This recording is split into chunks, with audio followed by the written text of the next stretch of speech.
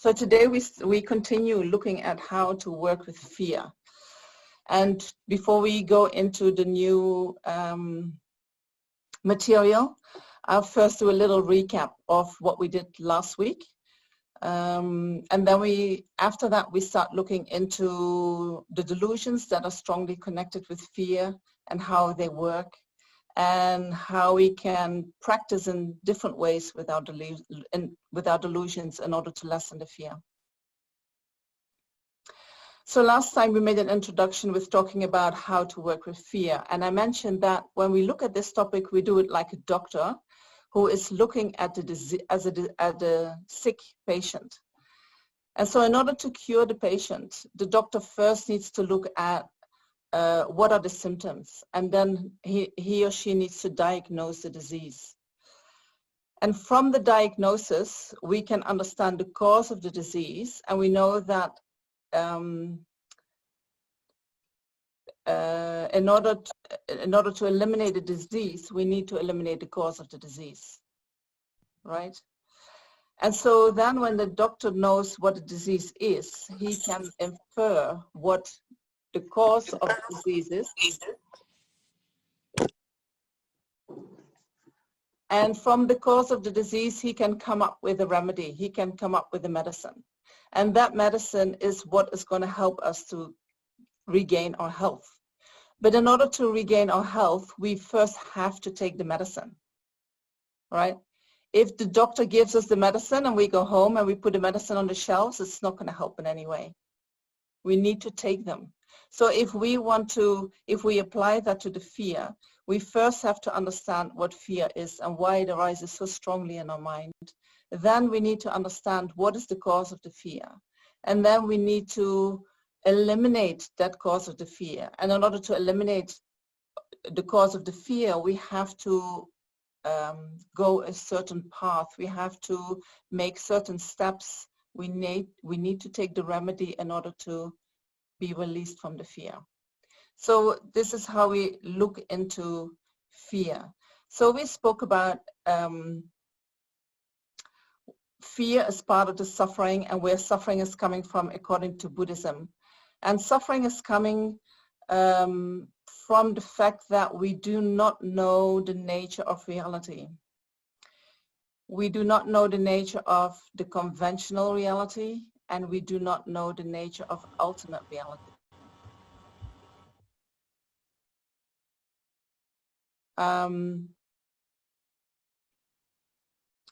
The nature of conventional reality is how things work, how life works. We know where products are coming from. We know a little bit about how cause and effect works on the material level of things. But if we look into the mind, we do not really know where happiness is coming from. We do not really know where suffering is coming from. We don't really know why there is so much fear in the mind. And we also do not know how to engage in actions so that the things arise in the mind that we would like, right? We do not know that if I work with my mind in this and this and this and this way, I'm going to be happy. Or if I do this and this and this, it's definitely going to create a lot of suffering. Right? We don't know that. So that is a not knowing with respect to the conventional reality. And part of that not knowing is not only just not knowing, but it is a distorted knowing. So in Buddhism, we say that the way we think that things work, in actuality, they work in the opposite way. The way that we think things exist, in actuality, things exist in the opposite way. And so we talked a little bit about how we believe that things have their own autonomous, independent entity. But when we start looking into reality, then we can see that everything depends upon many causes and conditions, that everything that exists depends upon its parts, and that everything that exists also depends upon our own mind, the mind perceiving it, right? So instead of things and persons having an objective, independent entity that exists in and of itself, in actuality, we exist totally dependent. We exist independent of causes and conditions. We exist independent of the parts that make us up, and we exist independent on our mind, what we perceive and how we call it, how we label it. And so besides not knowing the nature of the conventional nature of reality, we also do not know the ultimate nature of reality. For us, there is only one reality, which is what we can see, hear, feel, smell, taste. That is our reality. And then maybe we think, what I think is also my reality. That is all conventional reality. So in Buddhism, we say that everything that arises in conventional reality has an ultimate reality, has a quality that we cannot see with our eyes, that we can't even see with our mind directly, which is a hidden object.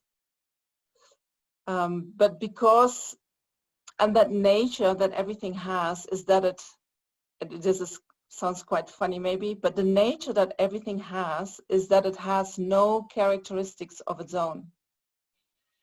That it lacks what we call inherent existence, that it lacks that independent entity that we believe things have.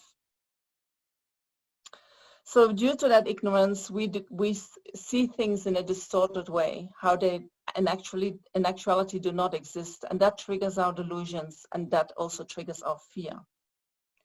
So what is fear? We spoke about what is fear. Fear is an unpleasant feeling that arises in the mind. It arises when we feel that we are in danger, and it is a very normal reaction to danger. It helps to protect us from danger. And so when fear arises in the mind, it activates our fight and flight reaction, right? Many times we have to run away when we are afraid because there is a danger, and we can think about, you know, I don't know, I had this morning big monkeys jumping on the roof, and it was quite scary. So I went inside, just my fight and flight reaction comes in.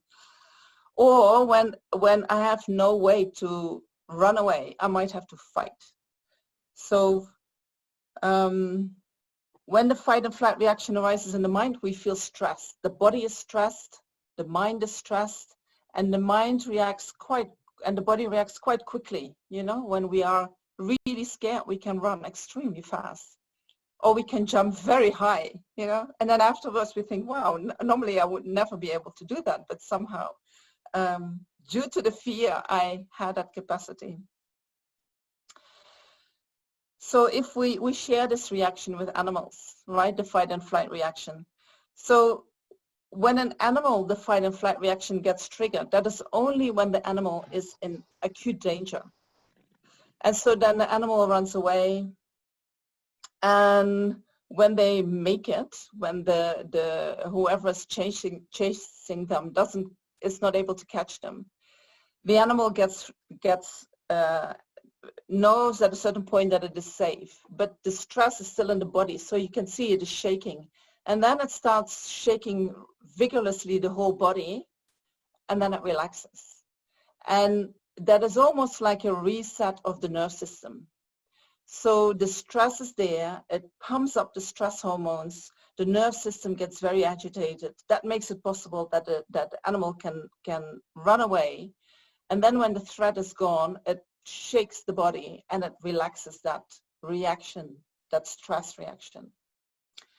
So for us, it works a little bit different, right? Because when we experience a threat, we might shiver for days. And sometimes we can talk for months, like, oh, why does this person did that to me? And why did they say that? I was upsetting so much. And we keep repeating in order to be able to reset our nervous system back to normal. And at a certain point, we feel like, oh yeah, now it's gone. You know, now I got over it. But if a threat stays a long time in the body, stays a long time in our life, like, very stupid, there is no toilet paper. the lack of toilet paper. People get really stressed about like, oh, where is it? I need a toilet paper. I need to. And so when the stress stays too long in the body and in the mind, it is almost like it becomes a habit. It becomes like our new normal, and we do not know how to let it go. And so then we become anxious, we become worried, we become maybe more agitated. We know how it feels, isn't it, when the stress is all the time there and we cannot drop it. So this is something that human beings do. Animals in general, they do not do that. So one of the reasons for this is, I think, first of all, we do not know how to release the physical stress. So we do not know the shaking, but we could learn that, and there are techniques that teach you how to shake and how to let go of the stress that we have built up in the body. So you can look that up. I'm not sure what it's called. I think when you Google stress release through shaking, you probably will find it. Sorry, can you use the chat instead of turning on your mic? Shaking, so releasing the stress through shaking. And if you can't find it, let me know and I will look for a little book where you can find exercises that can help you to do that. And so last time we also spoke about what is the difference between human beings and animals. So animals, they only react to danger that is immediately in their vicinity. They do not think about danger and then think, oh, there might be a tiger coming to get me. They do not have this kind of thinking. Only when the tiger appears, they have the reaction gets triggered. But what we do, we have our thinking mind. And so we can tell ourselves that there is a danger. There is a danger that something might happen to us. You know, oh, if I do that, I might die, or I might get sick, or I might lose my house, or I might lose my job, or I won't be successful. And then we keep going over that again and again and again. And every time when we get over a story, which in actuality might not even be true, we trigger our stress response. Then if other people tell us stories and they tell us, oh, it is like this and it is like this and this is going to happen and that is going to happen, and it triggers fear in us, especially when that person is an authority, like a government or like the media or like a teacher or like our parents. If they tell us something, we have the tendency to react with fear. And once the fear arises in the mind, we somehow stop fact-checking. Right? We think, but they told me, so it must be true. It must be true. We rely on our parents, we rely on our teachers, we rely on our governments. We believe that whatever they're saying is true. So when they say that there is a danger, it must be true. And so when we hear about it, that triggers our fight and flight reaction, our stress response. Then we keep going over that again and again and again. Another way that we can get triggered if when people are going to tell us that there are certain things that we need in order to survive, that there is not enough for everyone. And so think about that when it happens to yourself. You know, when you hear there is not enough. I mean, that I made a joke about the toilet paper, but what happened is that one person, I think it was a newsreader in Australia, said on the news, or people might go and do shopping and then go for the toilet paper because it might not be available all the time.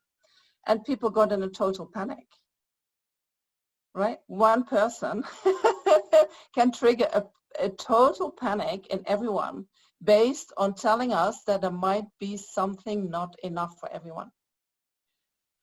So that is a danger. There is not enough of what I need. And then the stress response also reacts. So I hope you can see that these reactions happen in our mind and that we are reacting to something that is not necessarily true.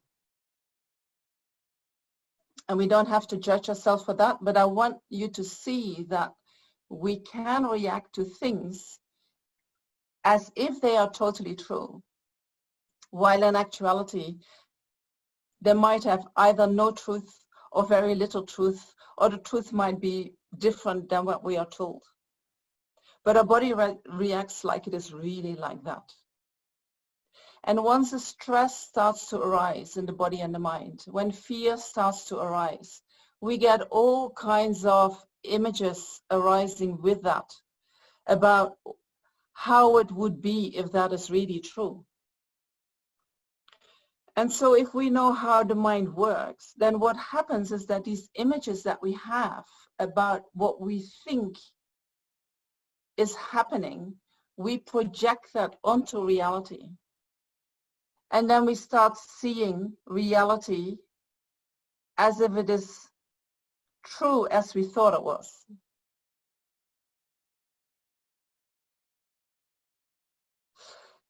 You know, if you think about somebody that you are somewhere and you had I don't know, your glasses, and your glasses are gone, and you think, where are my glasses? I'm sure I put them there.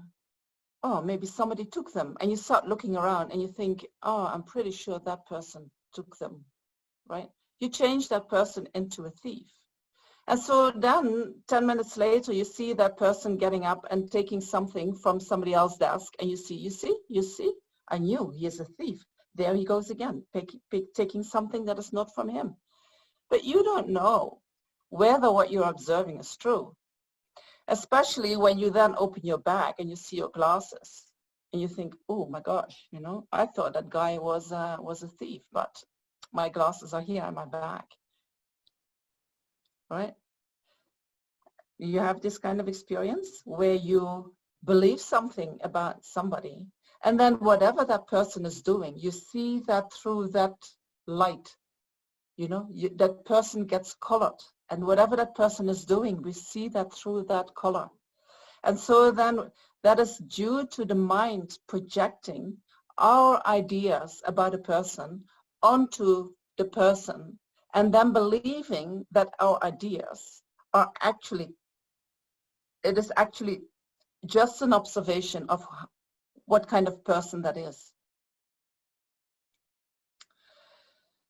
What we think is true is coming from our own mind, from nothing else, you know. And according to Buddhism, we say what is coming in our mind actually has nothing to do with reality outside there.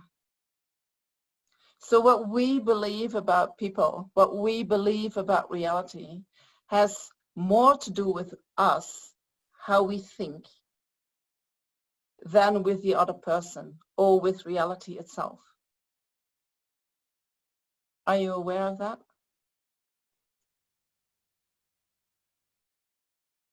I hope you do. So I'm going to leave this with here for now. If you want to know more about that, or you want me to talk more about that, I'm happy to do that at another point in time. Let me have a look. So we experience danger in two ways. Either there is a real threat to life, or to our health, or to our family, or to our income, or, you know, there is a threat that we experience, or there is a lack of something that we feel that we need. This both causes fear to arise in the mind. So now we go and look what is behind that. What kind of mechanism is connected with that, right? So the other side from fear is our attachment. Our attachment to life, our attachment to anything that we need in order to survive, but also our attachment to what we like, right? And so the stronger our attachment is to our survival, to the things that we need, the stronger the fear is, the stronger the fight and flight reaction is. When things get endangered, or when not everything is available, right? If you have little attachment, the fight and flight reaction is not that strong. If you have very strong attachment, We have seen people freaking out, right? You go to the shop and something is not there and people start really, some people, they are very easygoing and they say, well, it's not here, I'll take something else. Or today it's not here, I'll come back tomorrow or the day after tomorrow. You know, no big need. I am creative enough to find other ways to give myself what I like or what I need for the moment. Or I don't need so much. I just be happy with less. But other people, they start really freaking out. They cannot cope. I need this now, right? A very strong attachment makes that we can transform into little toddlers, right? 2-year-olds, and stamping with their feet on the floor. I want this now, right? We all have that potential to do that.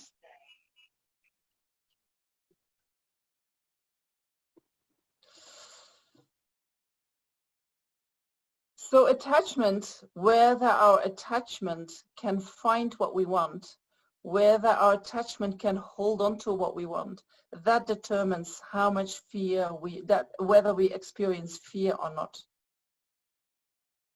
So let's have a look at attachment. What is attachment? Right? So in order to understand the fear, the better we understand attachment, the better we understand the fear. The better we can work with attachment, the better we can work with the fear. So the definition of attachment is that which exaggerates the good qualities of an object. And then some people say, and then wants to be conjoined with it or does not want to be separated from it. But the main quality is attachment exaggerates the positive qualities of an object. So let's think about something that we are attached to. For instance, I don't know, chocolate cake, anything in that, or if that doesn't work for you, think about something else that you are attached to. And think about that when you even have it in your mind and you remember how you experienced that the last time that you got that, and you think, oh, that was really good. You know, there was a lot of pleasure in your mind. And then in dependence on that pleasure, you think, I want to have that, right? And I might start talking about chocolate cake in a way that you might cut me off and go to the shop in order to get some chocolate cake, right? The craving might become so strong that you think, I just need to have it now. I want to taste it now. So if we eat something, or if we feel something, or if we see something and we like it very much, what we want is we want to be closer to that, right? What brings us closer to that object or to that person is attachment. If I see a person and that person and a happy feeling arises in my mind, I naturally want to be closer to that person. True? If I see someone and aversion arises in my mind, I'm going to take distance from that person. No need to come close. Right? So attachment, what we do when attachment strongly arises in the minds, let's think about we fall in love. Right? There is the person that we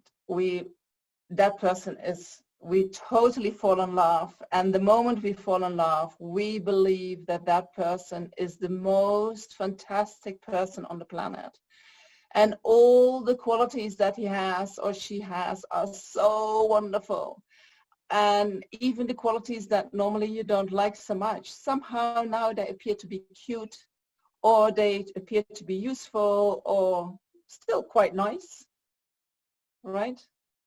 And what we see, that wonderful person, when we talk to our friends, they don't really understand what I'm seeing. And I think, why don't you see that this is a really wonderful person? He's so fantastic. She's so wonderful. And so when that comes in the mind, we exaggerate the positive qualities and we cannot see any negative qualities. And the only thing that we want to experience more pleasure that arises in dependence on seeing that person. So we want to be close to that person. So we crave for that person, we grasp at that person. That is attachment, right? So attachment tells us that there are very good qualities in a certain object or in a certain person. And that when we experience that, we're going to experience a lot of pleasure. Right? That's what attachment is telling us. So somehow attachment believes that the pleasure that we experience is coming from that other person, or is coming from the chocolate, or is coming from anything else that we really like. We believe that our pleasure is coming from that object, from that person. But if our pleasure would really come from that person, so this is how Buddhism challenges that. If that pleasure would really come from that person, then everyone would experience that pleasure in relationship to that person. Everyone would fall in love with that person, right? Which we know is not true. And also it would be that the more you are with that person, the happier you're going to be. And we also know that that is not necessarily true. In the beginning, it might be for a while, but then not anymore. If we apply this to the chocolate, you know, if the pleasure that comes from chocolate would be real pleasure, then everyone would experience that pleasure when they eat chocolate. We know that's not true. So that shows pleasure doesn't come from the chocolate. Also, if that pleasure from the chocolate will be real pleasure, then the more I eat from it, the more pleasure I should experience. And we know that that is also not true, right? For half a bar, maybe yes. But then there's going to be a point that that pleasure from eating chocolate starts to turn into experiencing suffering from eating chocolate. Right?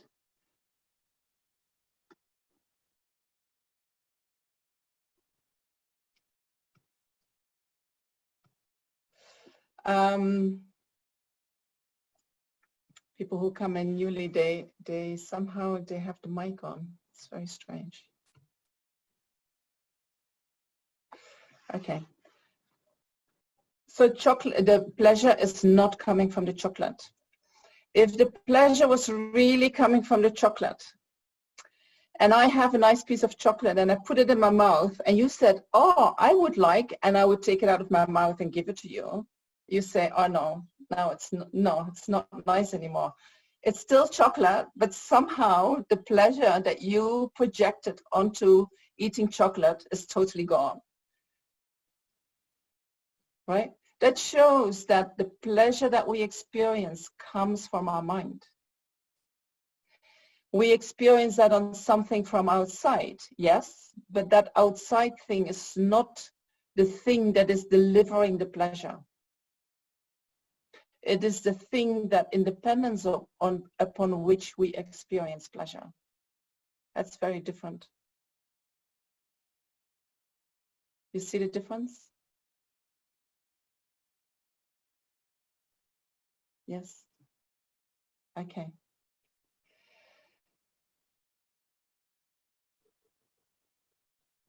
So attachment is also, you want to be closer to the object, but attachment also works very hard that you do not want to be separated from what you have. So once you have something, whether that is, you know, very good friendships or your partner or a house or a job, or there is some kind of craving in the mind, like I need to keep holding on to this. I need to work really hard in order to keep having this, right? Things do not just stay with us. We have to, if we have to put in some effort in order to well, it depends, of course, how you're living. I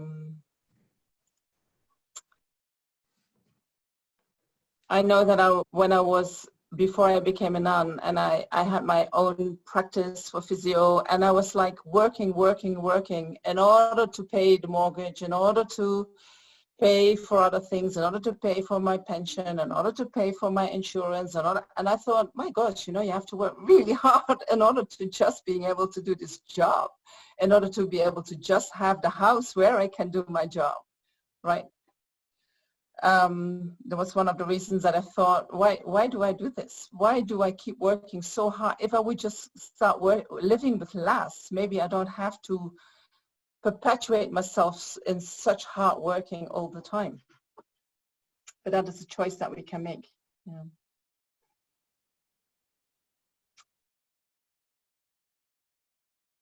So for us, ordinary beings, attachment is like a tool in order to get something that we like.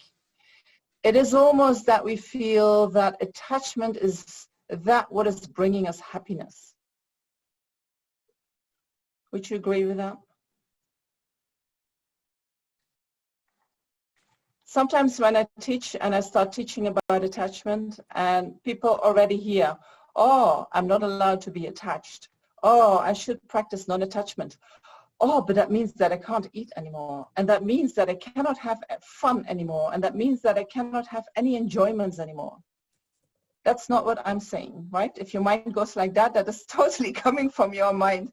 Buddhism doesn't say that in any way, right? But for us, it appears like following my attachment is bringing me happiness. Following my attachment is bringing me pleasure. So letting go of my attachment or having less attachment sounds like I will have less happiness. Buddhism says if we would use another method to find happiness, and if we would use our attachment less in order to pursue pleasure, we would experience freedom from attachment. And that freedom from attachment, the happiness that comes with that freedom from attachment is so much bigger than any pleasure that we can experience by following our attachment. So does not following your attachment then mean that you cannot enjoy anything? No, you should enjoy everything. You do enjoy your chocolate, you do enjoy, but don't believe that the good qualities, that the pleasure comes from the chocolate. When you believe that the pleasure comes from the chocolate, you crave for more. You crave for chocolate.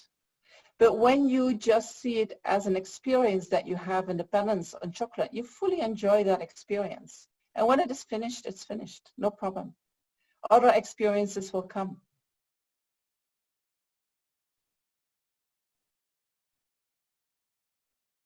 Okay, so this is a little bit attachment.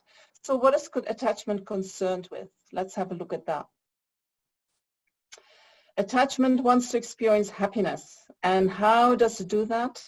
By experiencing the pleasure that comes from from enjoying the objects of the 5 senses. Or maybe I could even say the 6 senses, you know, it's like, so the senses are everything that we see, what we hear, what we feel, what we smell, what we taste, and then what we think about. That can also bring pleasure. So we like to experience pleasure. Attachment helps us. We believe attachment helps us to get that, right? So attachment is focused on getting more pleasure. Then attachment is also focused on having a good reputation. We like that too, isn't it? Everything that we like is connected to attachment. We like a good reputation. We like when people think good about us, talk good about us, right? What we also like is material objects. We like to have the comfort that comes with material objects, with wealth. So we strive for that with attachment. And then another thing that we like is that we like to hear very nice and kind words, right? We like to hear people say, "You're such a wonderful person. Thank you so much. I love you so much. You're so kind to me." We like that, right? We crave for that. So attachment is concerned with these four kinds of, we call them the worldly concerns, four worldly concerns. And so what we do not want is the opposite of that. So we don't want to experience any suffering. We do not want to experience any discomfort or lack of wealth or loss of wealth. We don't like that, right? When we lose a job, when we lose our money, when we lose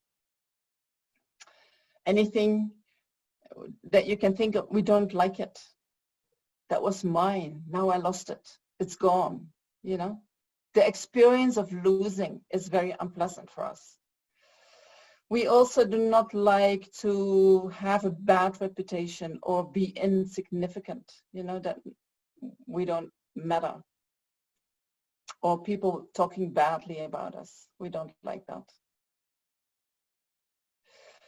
And we also do not like to be criticized or to be blamed, especially if we haven't done anything for that. But even when we have done something, we still do not like to be blamed, and we still do not like to be criticized, right?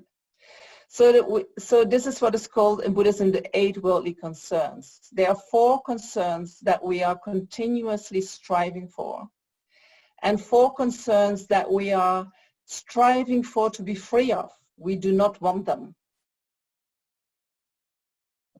right? So how do we strive for experiences of happiness, having a good reputation, wanting to hear praise, and wanting to gain material wealth?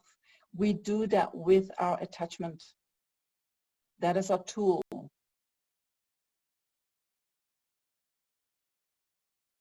And so how do we stay away? How do we have freedom from what we do not want? For that, we have our aversion, right? As soon as something like that comes towards us, we have an aversion. Oh no, I do not want that. So these 8 worldly concerns, what are they concerned with? They are only concerned with this life. And they're only concerned with me. The 8 worldly concerns are very self-centered and only concerned with this life. And the more we have concern just with this life and just with me, the more when we do not get what we want, the more we appear as, you know, a toddler who doesn't get what they want. Just think about that. What happens to you when you do not get what you want, how you react? You know? And many of us, we have some inhibition that when we feel this reaction's coming up, we don't show it. But inside, we feel like that. So being very concerned with this life makes that it is that emotionally, it is very difficult to grow up emotionally. If we want to grow up emotionally, we have to work in different ways with our attachment and our aversion. We have to work in a different way with these 2 delusions. When the delusions arise in the mind and we believe in them, we start acting from a very emotional place. And it's not something that you can just switch off, you know. Oh, I feel it coming, but I'm not going to react to that. It's almost impossible. It comes from so deep that it can just take over.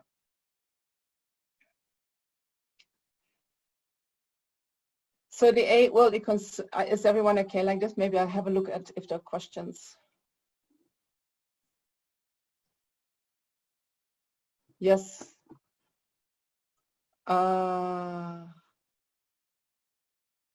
You feel constantly threatened.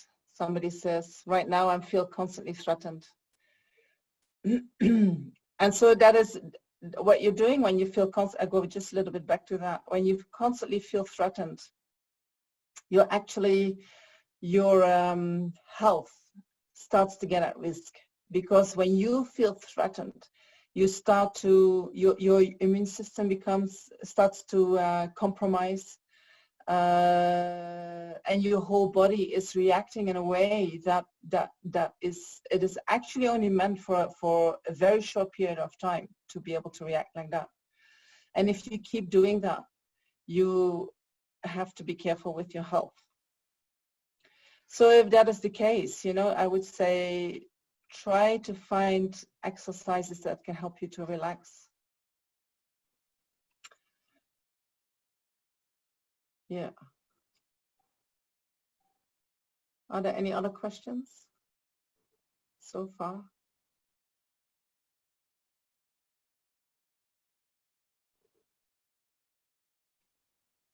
You said that we need to still enjoy things, say chocolate, but still not get pleasure from it. Oh, no, what I say is that you can enjoy the pleasure that you experience from chocolate, but don't believe that the pleasure is coming from the chocolate. Pleasure is coming from your mind. In Buddhism, we say pleasure is a result of virtuous actions that you have done in the past. And when these actions ripen, they ripen in the form of pleasure. And you experience that pleasure and dependence upon the chocolate. So you can fully enjoy that because it's the ripening result of something good that you did in the past. You should enjoy that. But don't believe the pleasure comes from the chocolate. Right? So you experience pleasure, but it doesn't come from the chocolate. Is that clear?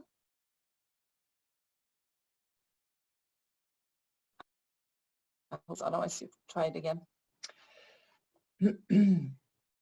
So the 8 worldly dharmas is a very self-centered attitude. It is all about me, and it is all about this life. And me includes the people that I like, you know, the people that are close to me, my loved ones. They are included in what I like. They are included in me.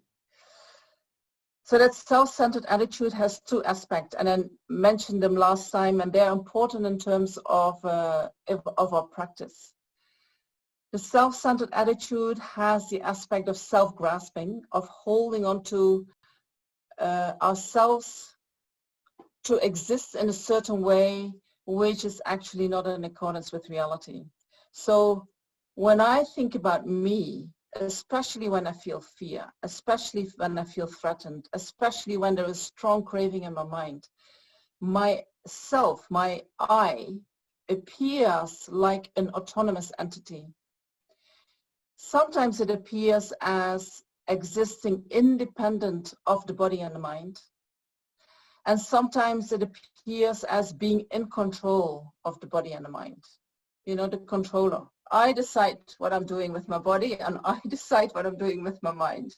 Like there is an entity which is something separate from the body and the mind. So holding on to that is self-grasping. And independence on the self-grasping, grasping at the self, the other comes into existence.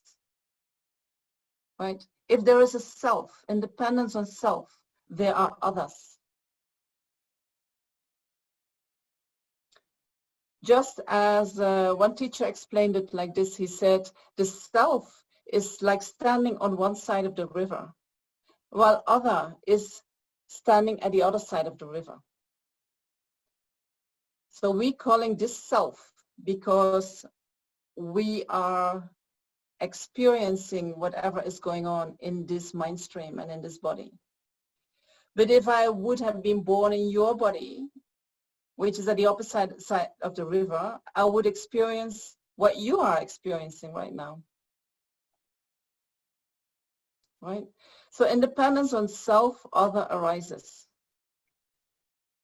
And when we have self arising, then independence on that self arises the feeling that whatever I experience is more important than what you experience. I feel it. I don't feel your feeling. And because I feel my feeling and I don't feel your feeling, it is like my feeling is more important than your feeling. Therefore, my happiness is more important than your happiness. My suffering is so much more than your suffering. This is called self-cherishing, the self-cherishing mind. These are two aspects of holding on to something to exist, that in actuality doesn't exist. And in dependence on this, we feel that I need to protect myself. So the fight and flight arises in dependence on that. I need to take care of myself. I need to take care of my own needs. So attachment arises in dependence on that. The cause, the self that we believe to exist, which in reality doesn't exist like the way we believe in it. That is the cause for attachment and aversion to arise. That is the cause for the 8 worldly concerns to arise. And we all have that, right? It's not that we are stupid that we have that, or it's not that it is our fault, or it is not that something is wrong with us that we do this. This is due to our ignorance that we have had since beginningless time. Yes, it comes due to causes and conditions. Yes, it doesn't come from just virtue, but at the same time, it is, you know, I think it comes with being ordinary human being. And if you see that each and every sentient being, each and every human being has a similar kind of mind, you know, I think instead of beating ourselves up for having this, we could have compassion for ourselves. Because due to the fact that we have that, we create the causes for suffering again and again and again. And it is very difficult, because the mind works the way it works, to find true happiness, following the method that we have at the moment for finding happiness. And I will explain that more. But first of all, think about how we have been acting over the last 40, 50 years. You know, how our society has changed. You know, I feel society has changed so much since I was a young kid. You know, so in society we need to strive, right?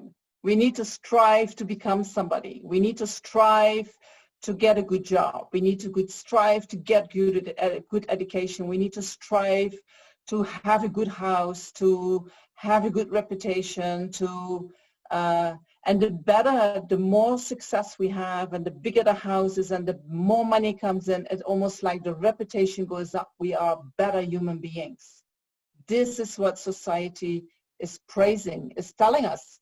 Then you are a really good person when you have all that. Right? It's like it becomes a quality.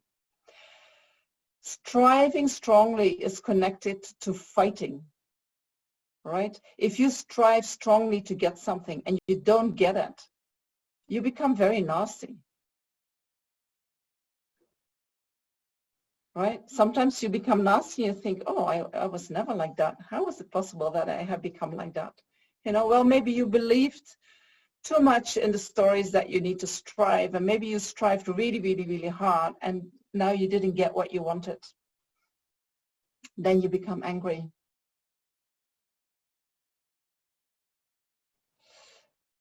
Also, I think when we strive, when we continuously have to strive, I think we're creating a stress reaction. It is almost that that our normal life, we have been living on the level of where the fight and flight reaction was activated all the time. Do you recognize that? Like it's never enough. You always have to push harder. You have to do more than you can. You have to keep going. You have to keep going. Right? So that triggers a lot of stress in the mind and a lot of stress in the body. And it's actually very unhealthy. But we are told that we need to do that in order to be part of this society, or in order to be good enough, or in order to be somebody, in order to be seen by your neighbors, by your friends. We are also told that we live in a free country where we can choose whatever we want.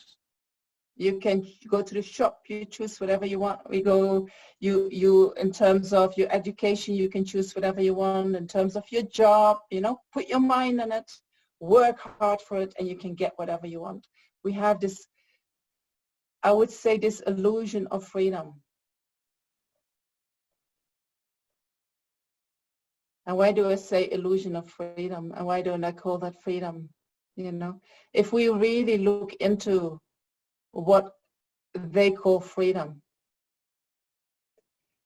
Freedom means that freedom actually means that you have the freedom to follow your attachment. In order to experience freedom, we have to follow our attachment. What we call freedom, it's just attachment. But by calling it freedom, it becomes something to strive for. Yeah, we all want to be free. And in that attempt of becoming free, what we are doing is we get totally bound up by our attachment.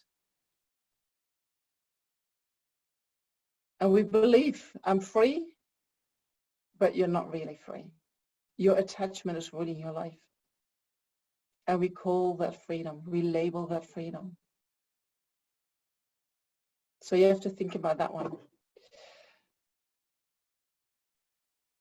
So then I also think, that we're living in a society where our needs gets exploited by the big industries. So we all have a need for belonging. We all have a need for praise. We all have a need for, that people see our beauty. We all have a need for people that love us and that like us.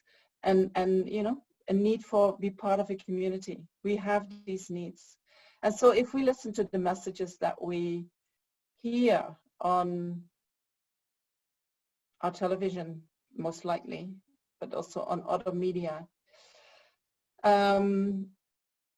what we hear is if you want to feel happy, you need to use this product. If you want to be beautiful and you do not want to be grow old and have all these wrinkles, and you need to use this product. If you do not want to smell bad, you have to use this product. If you don't want to smell bad from your mouth, you have to use this product. So we are told, if you don't use any of our products, you smell from your body, you smell from your mouth, you look ugly, nobody likes you, and basically you're a loser. How can you ever catch up or even feel happy about yourself? Right? This is the message. So sincere needs that we have, basic human needs that we have, are exploited in this way. Right? That is what we have been doing. So we are stressed. I'm getting wrinkles. Now if I don't take care of that, then I'm not going to be part of the group anymore. People are not going to like me anymore. I will not be taken seriously anymore. Whatever, whatever thought comes in the mind. Or, whatever. You fill that in for yourself.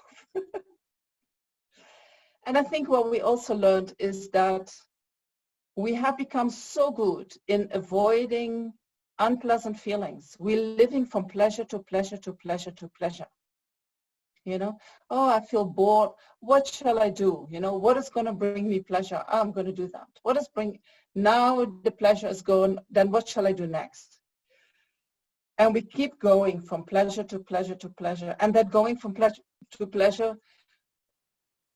the span that the pleasure lasts, it looks almost like it's becoming shorter and shorter and shorter, And so see yourself moving around on social media. Something takes a little bit too long, we switch over to somewhere else, because we want to have another dosage of dopamine in order to feel good. That's what it is. When we feel good, there is some hormone in our body that gets released. We need that now every minute. And if something doesn't entertain us, we switch off, we go somewhere else. So we go from pleasure to pleasure to pleasure to pleasure. And when we experience displeasure, we hear, you know, it is your own bloody fault. Or if you had done something more clever, that would never have happened. Or any other way that we hear, maybe you hear, I'm a loser, you know. Actually, I'm suffering from depression and I have no idea how to come out of that, and I have no idea how to deal with that. Well, you just, you know, you get some tablets and you get over yourself and you get on with it, but you don't complain too much because we do not like to hear about it. Right. So just as we have been pumping up the economy, the stock markets, they can only go higher and higher and higher. We're doing the same with our own mind. The pleasure needs to be more and more and more, from pleasure to pleasure to pleasure. And there is no, I think most people have no idea what to do when displeasure arises in the mind. True?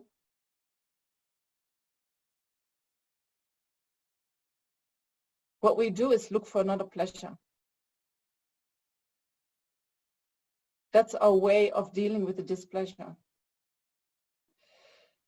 And so using our attachment in that way, how we have been taught by society, makes that we, you know, attachment leads to addiction. So the way that we behave is like junkies running after pleasure, running after pleasure. And then when we can't get what we want, or if something is taken away, what we had or what we thought we had, we go berserk. The mind goes totally mad. We have no way to cope, right? And that is where we are in right now. And I think another thing that has happened in the last 50 years in society is the values that brought some relief from this self-cherishing mind, from this self-grasping mind. Like, for me, it was like going to church and hearing how to take care of others, how others experience exactly the same as me, and how to see that, and how to then not just be focused on me, but be also focused upon others. You know, we have somehow, we got rid of the church, right? We got rid of a lot of values that came from the church. Like, that's all stupid. Why would you think about others? You know, they should take care of themselves. You just think about you. So that mentality is a very fertile ground for the delusions to arise. And it is also, therefore, a very fertile ground for fear to arise. So that's where we are right now, right? And then we have to check.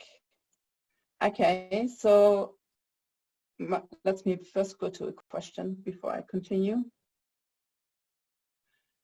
So this is again about the chocolate and the pleasure.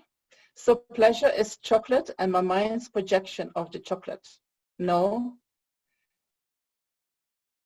So in order to create this combination again, I will crave for chocolate again. So what I'm saying is that the pleasure is coming from your mind, and the chocolate is only a condition for that pleasure to appear in your mind. But what you believe is that the pleasure is coming from the chocolate.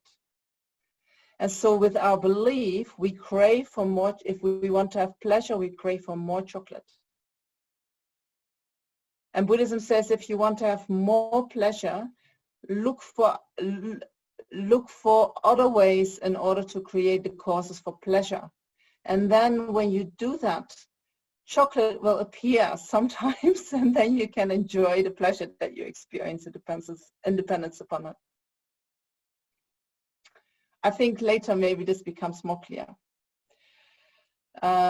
Because this we will come back to that again and again. It is, you know, talking about the projection of our mind, what is coming from our mind and what is coming from the external world.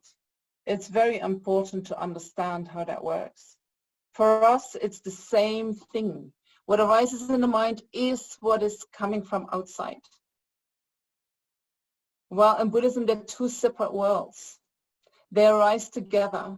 And in dependence on that arising together, we have experiences. But the seeds of these experiences have actually nothing to do with what is arising in that moment.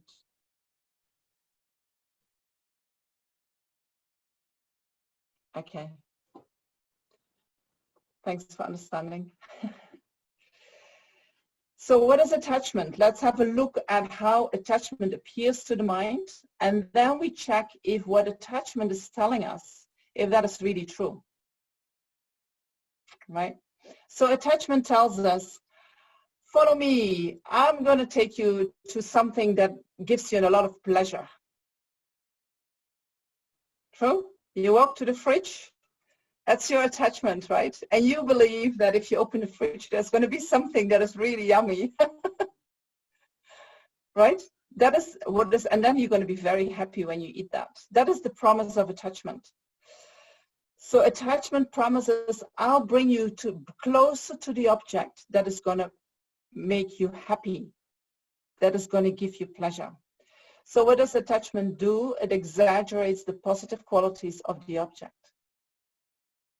So when I do that, when I exaggerate in my mind the positive qualities of an object, my expectation of the object and that what the object can give me, they are not in line anymore. I have greater expectations than that object can give to me because I exaggerate the positive qualities. Do you have that when you eat chocolate that you think, I thought it was actually better? I always have much higher expectations from the chocolate, you know. And when I see other people eating chocolate, they look so blissful. And then I have the expectation that must do the same in me, but it never happens, you know. And every time I think, I don't know why it doesn't match, you know. Then I try again, it doesn't match again. Why is that? So I project qualities onto that chocolate. But this is my projection. This is not really coming from the chocolate. So on the basis of what I expect and what is there is a discrepancy. And so then either you miss something, you know, or when you eat it, you feel like, yes, good, but something is missing. Something is not, maybe I'll go and have some nuts now, or maybe I go and have something else now. Oh yeah, that is better. Something is missing, right? It is very difficult to find something that is really fulfilling. And if we find something that is really fulfilling, then very soon after, a new craving comes. Right? So when we follow the attachment, it is very hard to find satisfaction. And that has a lot to do with the fact that things are impermanent. You know, things have an impermanent nature. And so when we experience, even when we experience pleasure, there is like a curve like this, you know. We have a top is to the experience, and straight after the experience goes down. So what we would like is that when we are striving for happiness, we want to get that top, and then we want to stay here, right? But due to the impermanent nature of everything, we experience something, we experience pleasure, oops, and there it goes. And with our attachment, what we do is we say, don't go, don't go, don't go. I hold on to it, I hold on to it, I hold on to it. We try to prolong that feeling of pleasure that we have. We want to hold on to that. And so when we try to hold on to that pleasure, what happens?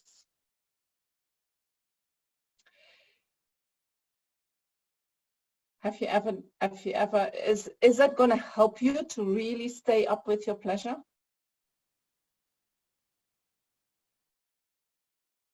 Is that going to help you with feeling like, oh yeah, now it is a complete experience?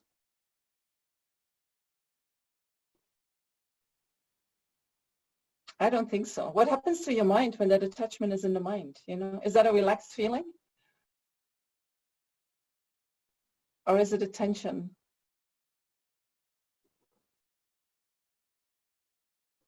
It's a tension, no? It's not totally relaxed. It's like I need to have something and I want to keep it up there.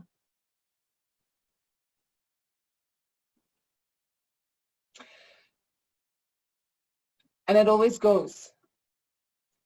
You know, if you are in a relationship and you have a person who is very attached to you, who is very needy, what do? Do you like to stay with that person? Or do you move away from that person? Right? We don't like it, no? When somebody's really, really needy. So it looks to our mind that attachment is going to help us to keep that person with us. But when that attachment becomes really strong, it separates us from the object. It separates us from people. Right? So we have to be very careful with that attachment. It appears as the bringer of happiness. It appears as the bringer of pleasure. But it appears as that what is going to bring us even a lasting pleasure, a stable pleasure. But if we check into the nature of attachment and the nature of how things work, it doesn't have that capacity at all. And in fact, if we use a lot of our attachment, we actually start losing the things that are close to us. So instead of bringing us closer, it separates us. Right? That is the deceptive nature of attachment. And next time I'll talk a little bit about the deceptive nature of anger. But I think, I don't know, I feel for now I've given you enough theory and I want to go a little bit to the practical. What we do when things arise in the mind, then how do we deal with that, right? Because this is what you want to know. And I want you to have some insight into the nature of the delusions because they have been with us for so long and we believe so strongly in them.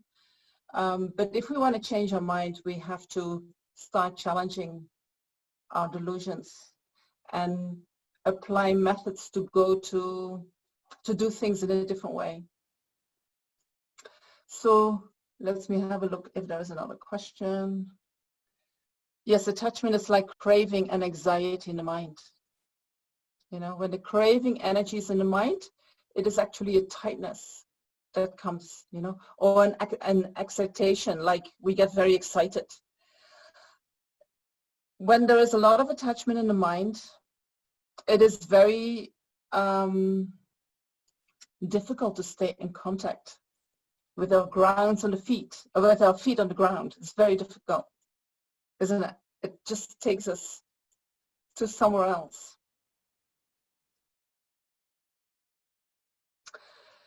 So can you see that the more attachment we have in the mind, the more fear arises when we don't get what we want, or when we get separated from something that we had, or even thinking about that might happen can create a lot of fear in the mind. Can you see that? And can you see that the way our society has been giving us messages over the last, I think, at least 50 years, I mean, maybe longer. What that has done to our mind is we have been winding up more in that stress reaction, trying to get more pleasure, more pleasure, more pleasure. And I think just as the stock market has been going up, I think, you know, when times like this happen, it is a very good opportunity to learn how to go down and how to be comfortable with going down. And at the moment, we don't like it. You know, we don't like when things get taken away from us. We don't like it when we experience lack of reputation. We don't like it when we experience less wealth, less pleasure from the senses. Even thinking that that might happen in the future, we don't like it. And so we don't like to even acknowledge that and to go there. When we are afraid, we still keep running.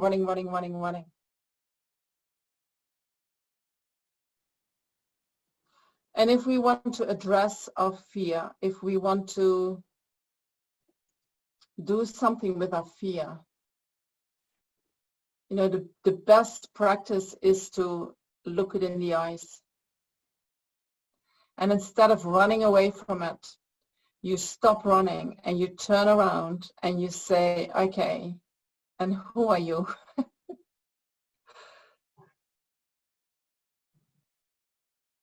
Have you ever done that? That you sit with the fear? So in terms of meditation, what we can do, you know, and it is not just related to sitting meditation, but you can apply this in your everyday life. Attachment is what thinks about the future. You know, attachment has anxiety about the future. Aversion or anger, which is the opposite delusion, has to do with what has happened in the past. So at the moment, we are mainly concerned with the attachment to the future. So we know that mind that keeps thinking about what might happen and what has happened to this person and what is going to happen in the world. But what if we bring the mind to the present moment? What if we say, I am only sure that I have this moment. We don't know whether we're going to be alive tomorrow or not. We don't know what is going to happen tomorrow or not. But what I'm sure of is that I have this moment. I'm here right now. And if I bring my mind from the future, from all the worries to the future, to enjoying the present moment, or even just being present at this moment, feeling what you feel, tasting what you put in your mouth, being mindful of only talking about things that are related to what is happening right now. In your house, not in the world, in your house. Bring your mind back to your senses. You know, start connecting. Enjoy your cup of coffee. Enjoy the simple life, you know, being at home and doing, you know, even doing the dishes or cooking for your partner. Make something beautiful out of that. Put your energy in that. Put your mind in that. And say, this is the only thing that I'm sure that I can do right now. And I'm going to put my whole energy in it. And I'm going to make the most delicious meal, either just for myself or for the people around me. And I'm going to do that as if I'm going to cook a meal for a king or for a spiritual teacher or whatever works for you. You know, make it something special. And so when you bring your mind back to the present moment, what happens is that in the present moment, the delusions cannot arise. Attachment cannot arise. Aversion, anger cannot arise. Right? That's why mindfulness works so well. We bring the mind back to the present moment. You bring it back to the present moment. Delusions don't arise. You become free of the delusions. And that freedom of the delusions, that is a real freedom. Then you can think freely, and then you can make free choices.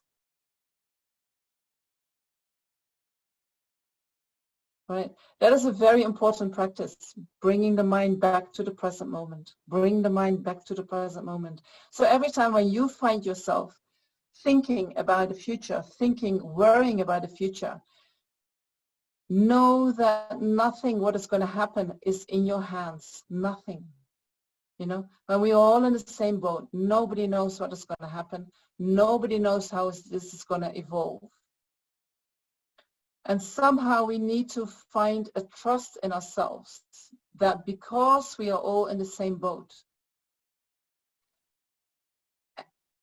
if we can stay in the present moment with an open heart, that will help us to get to a future where we can be there for one another, where we can help each other through difficult times. If we go in panic mode, we start saying very strange things, and I don't know, sometimes I'm on Facebook and people who are in panic mode, they can be so rude and so insensitive, and they're so righteous and so justified with their aggression, right? That is coming from delusions. This is coming from a mind that gets totally occupied by fear.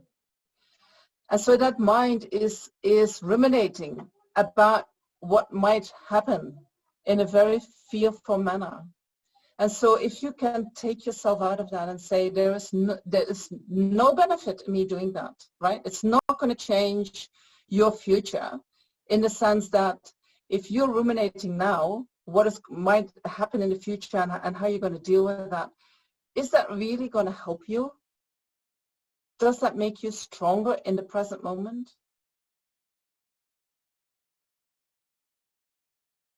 And is that scenario that you have in mind, is that really what is going to happen in the future? You know, most of the time, whatever we project onto the future that might happen, if you look back into your memories, you maybe can see that, then most of the time, nothing of that is true. Right?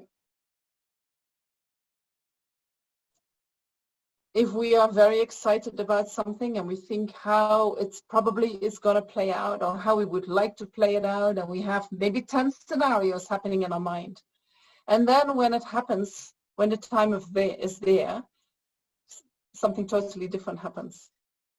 And all these scenarios, none of them happens in actuality. None of them. It is a total fantasy. Has nothing to do with reality. It is an expression of your fear, yes, but it is not based on reality. So if we bring our mind back to the present experience where we are right now today, and we can find some kind of peace with the fact that we have no control over the future, no control at all. But what we can do is we can connect with the present moment and empower ourselves in the present moment.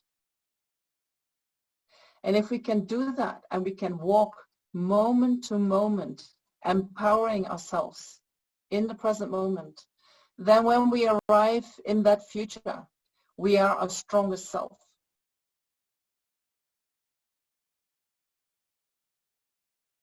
True? I have one more question. Let me have a look. Sometimes it feels like we can plan for the future. We will be prepared to handle it, but it isn't often the case. Yes, that's exactly right. So what our attachment is telling us is, if you just think about the future, you can prepare for it. But if you look into we can never prepare in that way. What you can do is you can say, okay, what kind of qualities would I like to have when the future arrives? And so what can I do today to strengthen these qualities, so that when that future arrives, I have as much qualities with me as possible? That's what we can do. Right? That is how we prepare for the future, but not with thinking about it. To finish this off, I would like to say, let me have a look. I was looking at the questions. Teaching us non-attachment. I don't understand your questions. A teaching us non-attachment to her teachings. Yeah, don't be attached to my teachings. Okay. So try to be mindful this week to think about bringing the mind back to the present moment. Practice that. And then another thing that I would like you to practice is that when unpleasant feelings arise in the mind, instead of distracting yourself and look for something nice, try to sit with the unpleasant feeling with a kind of curiosity, like, oh, what is this? How does it feel like? Where is it in my body? Can I see that pleasure arises in the body and then disappears again? And in the same way, displeasure arises in the body. And after some time, it disappears again, right? So that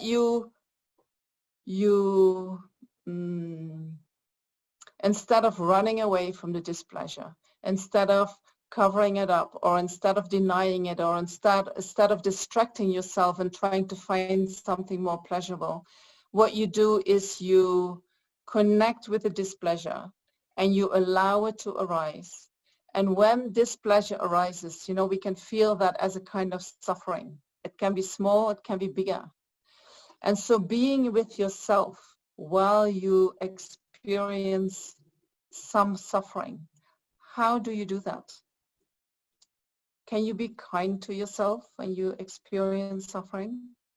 Can you talk kindly to yourself? And when you experience that, can you remember that you are not the only person in the world experiencing this, but actually many, many people experience exactly the same thing. And so when we allow displeasure to arise, what happens is that that whole system, you know, where we have been winding ourselves up, having more, striving harder, we start to unwind that. We start to unwind. And so the more we unwind that, the more we can connect with, I can call that my authentic self, or I can say the more we unwind, the more we start grounding in what really is, the more we get connected with reality as it is. And the more we are in contact with our authentic self, the more we can connect with reality as it is, the less false expectations we have, the less disappointment there will be, the less attachment there will be, the less anger there will be. Therefore, there will be much more freedom of attachment and anger. And therefore, there will be much more happiness and contentment and joy. These qualities, they just start to arise naturally in your mind, right? So I'm going to encourage you to be curious about the not so pleasant experiences. And when you see yourself running away, you observe it and you say, okay, here I'm running away. Do I have the courage to sit down and just feel what I'm feeling?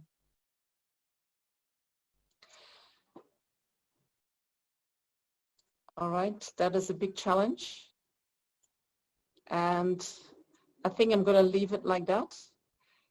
And next time I will talk more, maybe I say a little bit more about the nature of attachment, but I will go more into the nature of anger, because also anger presents itself in a certain way, but it has a very different outcome than that it promises us. And I would like to talk a little bit about, well, if happiness doesn't come from attachment, and I would even say protection doesn't really come from anger, then where does happiness come from? And where does protection come from? How do we find that? And what else did I have in mind? And then I want to go slowly into, you know, what kind of methods that we have in Buddhism in order to become more real, more in contact with reality, and what kind of methods do we have in order to, instead of being so self-cherishing and, you know, having the closed heart, what can we do to open the heart? Because when we can open the heart, we feel ourselves, we feel much happier. So slowly, slowly, we're going to move towards this. Okay. So if you come up with questions during the week and you think like, oh, you would like me to talk about it, you can always send me through Messenger on Facebook. Or if you want to wait till the beginning of the teaching, you put it into the chat box. Yeah, just find a way to contact me. All right. Any more questions?